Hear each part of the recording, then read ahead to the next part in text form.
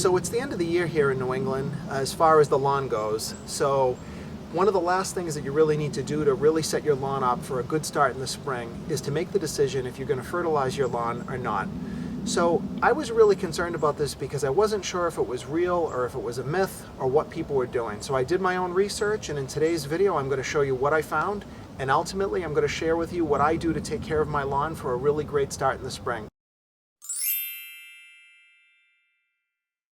The first question we want to answer is, do you need to fertilize before the winter? Now, the answer after a lot of research and checking a lot of credible sources is you absolutely do. In fact, some experts believe that this fertilization in the fall is actually more important than any other fertilization that you'll do all year.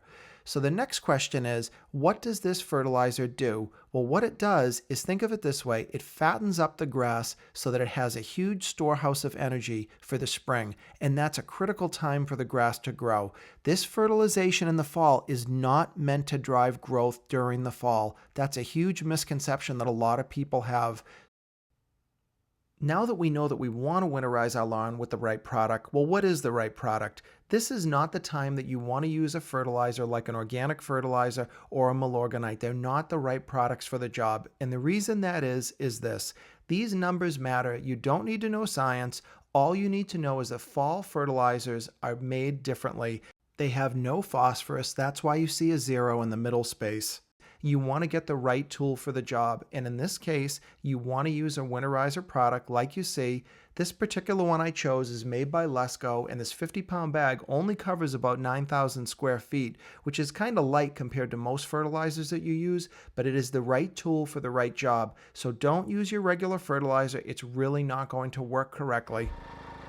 So now we're going to take a little trip in the Kubota. We're going to go up and I'm going to show you how I do this fertilizer treatment. It's easy, quick, it's super simple to do yourself.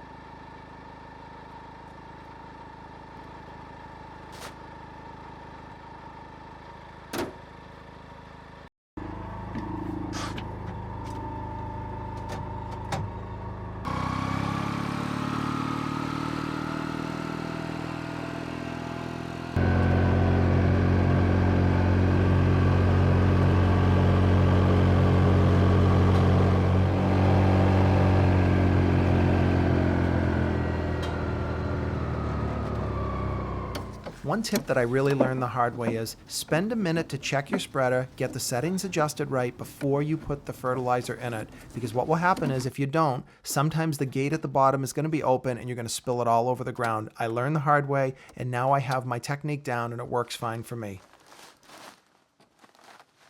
I try to avoid lifting this bag too much, so what I do is I'll lay it on the back of the Kubota or my pickup, and I just like to slit the bag open on the bottom. Just saves me picking it up one more time. Now, I use organic fertilizers throughout the year, including milorganite, but those products are really not the right product for this fall fertilization application, so I tend to use synthetic fertilizers like this because they just meet exactly the need that I have.